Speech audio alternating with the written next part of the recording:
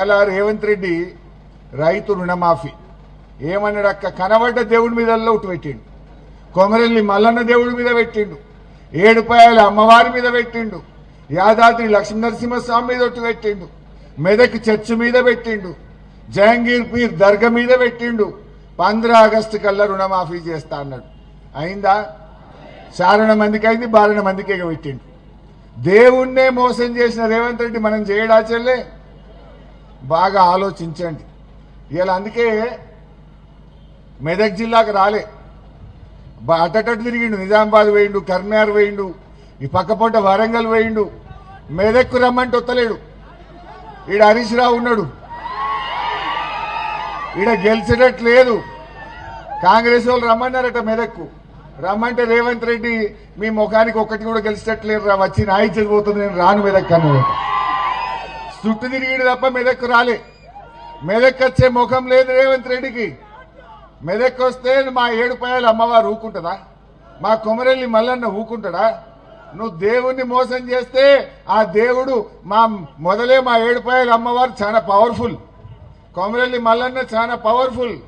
ఇలా దేవుళ్ళను మోసం చేసి ముఖం లేక ఇవాళ మెదక్ జిల్లాకు రేవంత్ రెడ్డి రాలేదు, వచ్చే ముఖం లేదు. రేవంత్ రెడ్డి బిడ్డ నువ్వు అవ్వ తాతలకు 4000 ఇస్తా అని మోసం చేసినావు, అక్క చెల్లెళ్లకు 2500 ఇస్తా అని మోసం చేసినావు.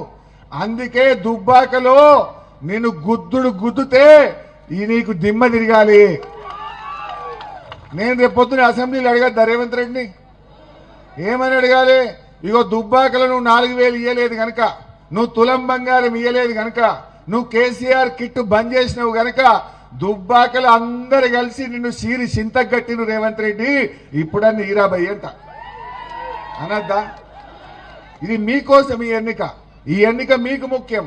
లేకపోతే ఏమంటాడు రేవంత్ రెడ్డి?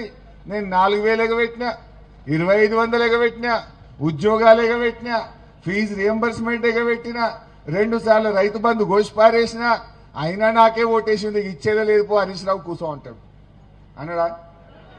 అవన్నీ మనకు రావాలంటే ఆయనకు సురుకు పుట్టాలనా వద్దా? ఆయనకు తెలిసి రావాలనా వద్దా? మోసం చేసిన వాడికి బుద్ధి చెప్పాలనా వద్దా? ఇంకో మాట అంటున్నా, ఇప్పుడు 2.5 ఏళ్ళైంది ఈ కాంగ్రెస్ గవర్నమెంట్ వచ్చి. 2.5 ఏళ్లలో దుబ్బాక లేదని ఒక్క పని చెప్తారా వాళ్ళు చేసింది? ఒక్క పని. ఇప్పుడు ఆ బస్ స్టాండ్ ఎవరు కట్టిండ్రు? ఈ దుకాణం ఎవరు కట్టిండ్రు? ఏదన్నా చూడు, ఫైర్ స్టేషన్ ఎవరు తెచ్చిండ్రు? డబుల్ బెడ్రూమ్ ఇల్లు ఎవరు కట్టిండ్రు? ఆ స్కూలు కేసీఆర్ స్కూల్ ఎవరు కట్టిండ్రు? దుబ్బాకల రోడ్లు ఎవరు చేసిండ్రు? ఈ సర్కిల్ డెవలప్ చేసింది ఎవరు? అసలు ఏమన్నా ఒక్క పని 2.5 ఏళ్లలో కాంగ్రెస్ వాళ్ళు చేసిన పని ఒక్కటన్నా చూపిస్తారా? దుబ్బాకల ఒక్కటన్నా చూపిస్తారా 2.5 ఏళ్లలో? ఇక బీజేపీ వాళ్ళు వస్తారు, వాళ్ళు ఏమైనా చేసిండ్రా? బీజేపీ వాళ్ళు ఏమైనా చేసిండ్రా? ఇద్దరు ఒకటే, ఆయన హైదరాబాద్లో గరుస్తాడు, ఈయన ఈ దుబ్బాకలో గరుస్తాడు. బీజేపీ వాళ్ళు కాంగ్రెస్ వాళ్ళు తిట్టుడే తిట్టుడు తప్ప చేసుడు ఏమన్నా ఉన్నది అసలే? నేను ఒక మాట అంట, ఇప్పుడు ఇలా మా అవ్వ బుక్కడి తింటుందంటే కేసీఆర్ ఇచ్చిన 2000 కాదా? మా బీడీలు చేసే చెల్లెకింత ఆసరైందంటే కేసీఆర్ ఇచ్చిన 2000 కాదా? మరి కాంగ్రెస్ వాళ్ళు వచ్చి 4000 ఇస్తే మా అవ్వ బతుకుతుంది, కానీ కేసీఆర్ను తిడితేనే అవ్వ బతుకుతుందా? నా అవ్వకు 4000 కావాలి, కేసీఆర్ను తిట్టడెందుకు? నీళ్ళు ఎట్లినవాడు మన అయ్యా జాగిరా.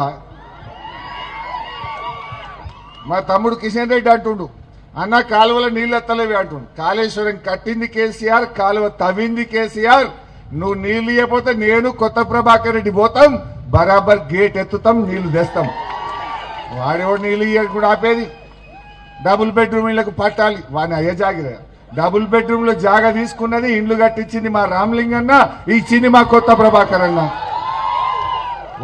వాడు మీ తెరువు వస్తాడా ఏమి?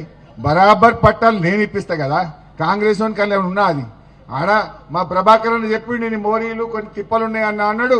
తప్పకుండా అవన్నీ చేయించే బాధ్యత కూడా మేము తీసుకుంటాము అని చెప్పి నేను మనవి చేస్తా ఉన్నా.